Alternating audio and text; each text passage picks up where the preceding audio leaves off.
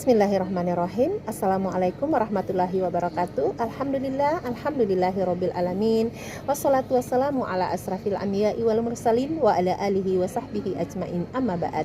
Alhamdulillah kita panjatkan kehadirat Allah Subhanahu wa taala karena pada hari ini Allah memberikan nikmat yang luar biasa sehingga kita bisa berjumpa kembali dalam keadaan sehat walafiat. Saya Siti Hamalna SHI, penyuluh agama Islam PNS Kabupaten Timur Tengah Utara. Pada hari ini saya membawakan tema aktivitas pada waktu pagi.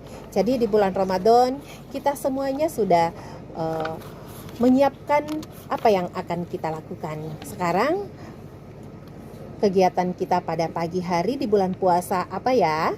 Mudah-mudahan itu semua mendapatkan pahala di sisi Allah Subhanahu wa taala.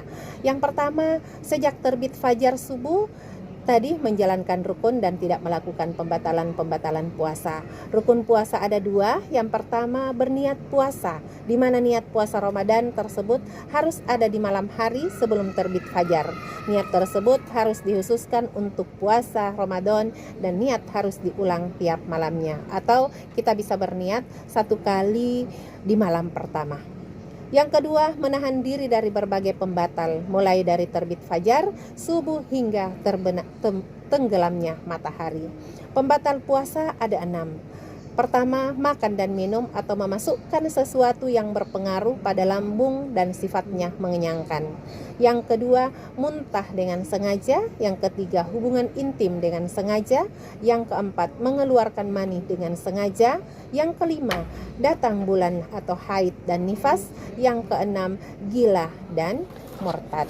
Para pendengar yang dirahmati Allah Subhanahu wa taala, saat berpuasa meninggalkan hal-hal yang diharamkan, yaitu berdusta, ghibah, membicarakan jelek orang lain, namimah atau adu domba, memandang wanita yang tidak halal, dan mendengarkan musik. Dari Abu Hurairah radhiyallahu an, Rasulullah shallallahu alaihi wasallam bersabda, A'udzubillahi minasyaitonirrajim. Bismillahirrahmanirrahim. Man lam yada' qaula dzuri wal amala bih falaisa lillahi hajatun fi ayyada'a to'amahu wasyarobah. Barang siapa yang tidak meninggalkan perkataan dusta malah mengamalkannya, maka Allah tidak butuh dari rasa lapar dan haus yang dia tahan. Hadis Bukhari Muslim.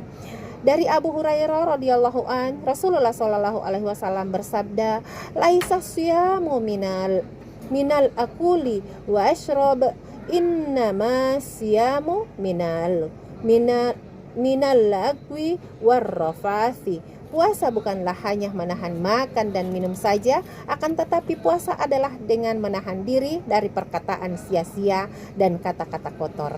Para pendengar yang dirahmati Allah Subhanahu wa taala, mudah-mudahan puasa kita bukan hanya terdeteksi menahan lapar dan haus, tetapi kita juga bisa menjaga kata-kata yang keluar dari mulut kita.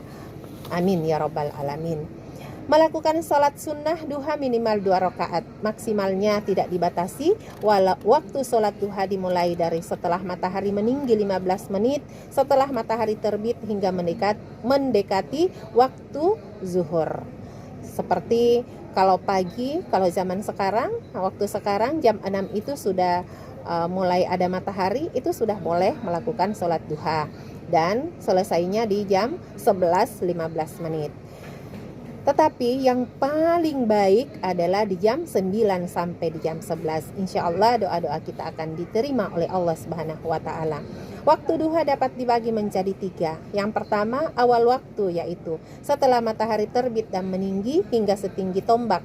Dalilnya adalah dari Amir bin Abasyah radhiyallahu an, Nabi Muhammad Shallallahu alaihi wasallam bersabda yang artinya, kerjakan sholat subuh kemudian tinggalkan sholat hingga matahari terbit sampai matahari meninggi.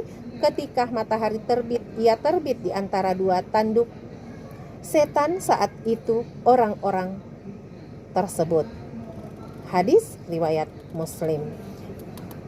Syekh Muhammad bin Sahih Al-Utsaimin berkata, awal waktu sholat duha adalah ketika matahari meninggi setinggi tombak ketika dilihat, yaitu sekitar 15 menit matahari terbit. Yang kedua adalah akhir waktu, yaitu dekat dengan waktu zuhur, saat matahari akan tergelincir ke barat.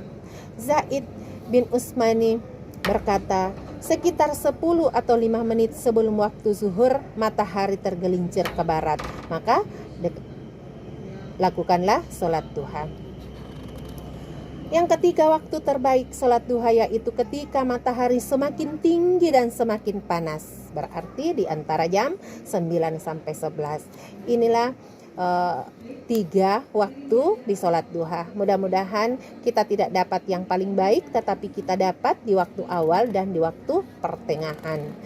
Para pendengar yang dirahmati Allah Subhanahu wa taala, adapun doa setelah sholat duha disebutkan dalam hadis dari Aisyah radhiyallahu an, ia berkata bahwa Rasulullah Shallallahu alaihi wasallam selesai sholat duha, beliau mengucapkan, Allahumma gfirli wa tub alai innaka antat tawwabur rahim. Artinya, ya Allah, ampunilah aku dan terimalah taubatku. Sesungguhnya Engkau Maha Penerima taubat, lagi Maha Penyayang. Sampai beliau membacanya 100 kali. Hadis riwayat Bukhari Muslim. Mudah-mudahan kita semuanya bisa membaca setelah kita sholat duha, sehingga kita bisa mengikuti Rasulullah Shallallahu alaihi wasallam. Para pendengar RRI yang dirahmati Allah Subhanahu wa taala,